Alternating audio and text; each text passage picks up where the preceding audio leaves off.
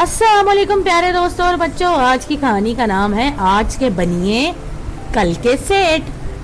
महंगाई तो वैसे भी एक बार होने के बाद कम नहीं होती। रोजमर्रा इस्तेमाल में आने वाली चीजों की कीमतें बढ़ती ही रहती हैं और जब किसी चीज की मार्केट में कमी हो जाए तो फिर इसकी कीमत तो आसमान से बातें करने लग जाती है। चीनी के साथ भी यही हुआ। जब शहर में चीनी की कमी हुई तो इसके दाम भी बढ़ गए।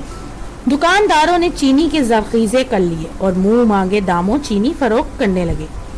ये सिलसिला बहुत अरसे तक चलता रहा, यहाँ तक कि कई दुकानदारों ने तो चीनी महंगे दामों बेचकर खूब रकम भी जमा कर ली। भाई 2 किलो चीनी देना, रमजू बाबा ने दुकानदार से कहा। अभी लीजिए बाबा, मगर चीनी के दाम कम न होंगे। दुकानदार ने कहा, ये कौन सी नई बात बता रहे हो भाई? वैसे ये बताओ कि इस दुकान के मालिक कई दिन से नजर नहीं आ रहे।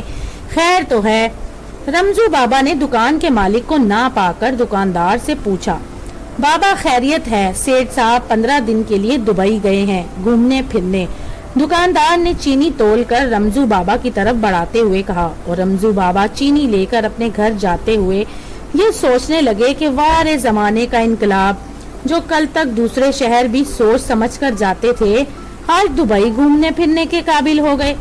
आज के बनिए कल के सेठ, यानी गरीब अमीर हो गए। दोस्तों, अगर आपको ये कहानी पसंद आए तो मेरे चैनल को लाइक और सब्सक्राइब जरूर कीजिएगा।